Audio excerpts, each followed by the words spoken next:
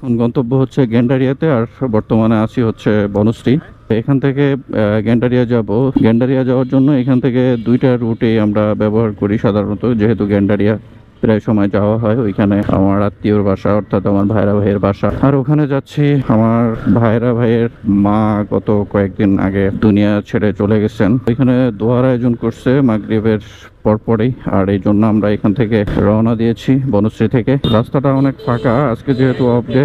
যদিও আজকে অফিস ছিল না, কিন্তু একটা মিটিং ছিল। ওই মিটিং শেষ করে একটা অনুষ্ঠানে যাচ্ছি, দোয়ার অনুষ্ঠানে গেন্ডারিয়াতে। ওইখানে এক ছোট ভাই আগেই চলে গেছে এবং ওইখানে গিয়ে ফোন দিয়ে ফেলছে যে ভাইয়া, মতিঝিল আরামবাগ হয়ে আইসেন না, এই রাস্তায় প্রচুর পরিমাণে জ্যাম, আপনারা অন্য কোনো রুট দিয়ে চলে আসেন।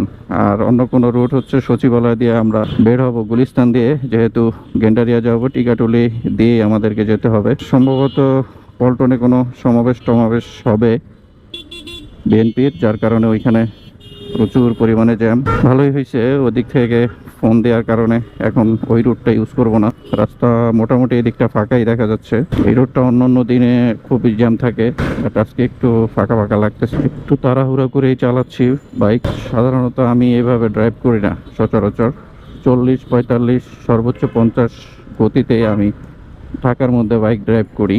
আমরা হচ্ছে মালিবাগ ফ্লাইওভারে উঠবো, উঠে দেন এখান থেকে আমরা চলে যাব হচ্ছে কাকরাইল দিয়ে মৎস্য ভবন হয়ে সচিবালয় আর কি। এখন ওই দিকটার খবর জানি না, ওদিকে কি পরিমাণে জ্যাম আছে, তবে জ্যাম এড়ানোর সর্বোচ্চ চেষ্টা করতেছি।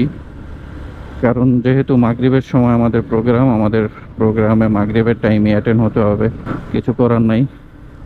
আমার বাইক 54-55 কিলোমিটার বেগে আছে।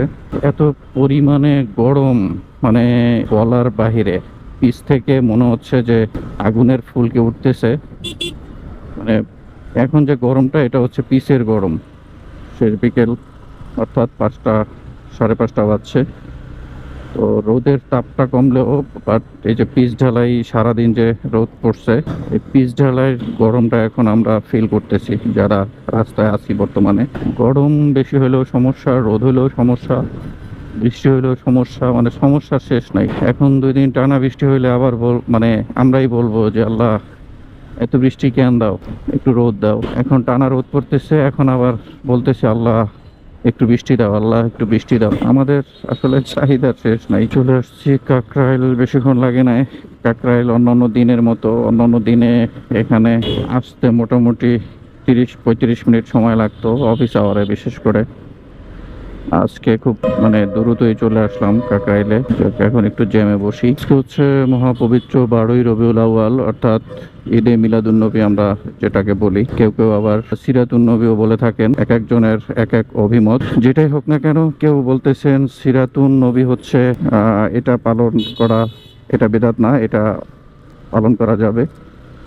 বাট ঈদে মিলাদুন নবী পালন করা যাবে না, কারণ এটা বেদাত। এটা আল্লাহর রাসূলের সাল্লাল্লাহু আলাইহি সাল্লামের উফাতের পরে, অর্থাৎ 600 বছর পর্যন্ত নাকি ঈদে মিলাদুন নবী পালন করা হয় না। তারপর থেকে ঈদে মিলাদুন নবী পালন করা হয়। এবং কেউ কেউ বলেন যে সিরাতুন নবী, আল্লাহ রাসূলের জমানার থেকে শুরু করে এই পর্যন্ত সিরাতুন নবী পালন করা যাবে, এবং অন্যথায় ঈদে মিলাদুন নবী হচ্ছে বেদাত। যাই হোক, এক একজনের এক এক অভিমত।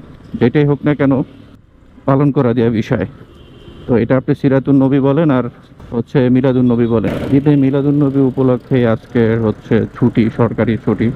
সরকারি বেসরকারি সমস্ত প্রতিষ্ঠানে আজকে ছুটি, বাট কিছু কিছু প্রতিষ্ঠানে আজকে ছুটি ঘোষণা করে নাই। সচিবালয় পার হয়ে এখন আমরা গুলিস্তানের দিকে প্রবেশ করব। গুলিস্তান সম্পর্কে আসলে বলার কিছু নাই, এটা আপনারা ভালো করেই জানেন যে গুলিস্তান হচ্ছে বাংলাদেশে তথা সারা ঢাকার মধ্যে সব থেকে নিরাপদ জায়গা হচ্ছে গুলিস্তান। এবং এখানে এতটাই নিরাপদ মানুষ যে আপনি যদি এখানে নতুন এসে থাকেন, হঠাৎ করে দেখবেন যে আপনার পায়ের জুতো আরেকজন এসে বলতেছে ভাইয়া এই জুতাটা তো আমার। তো আপনি কি করবেন? আপনি তাকে সরি বলে জুতাটা দিয়ে চলে আসবেন।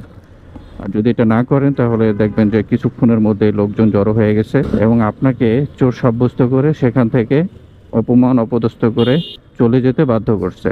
এ হচ্ছে গুলিস্তান। আমরা সেই গুলিস্তানে চলে আসছি। গুলিস্তান যে সব দিক থেকে খারাপ বিষয়টা তা না, গুলিস্তান ভালো জায়গাও আছে। গুলিস্তানে বাংলাদেশের জাতীয় বাইতুল মুকাররম মসজিদ অবস্থিত, আমাদের জাতীয় মসজিদ। সামনে যে জ্যামটা দেখা যাচ্ছে এটা আসলে রাস্তার জ্যাম না, এটা বাস উল্টাপাল্টা করে রাখার কারণে এই জ্যামটা লাগছে, এবং এইটা সারা ঢাকা শহরে এরকম সিচুয়েশনে পড়তে হয়।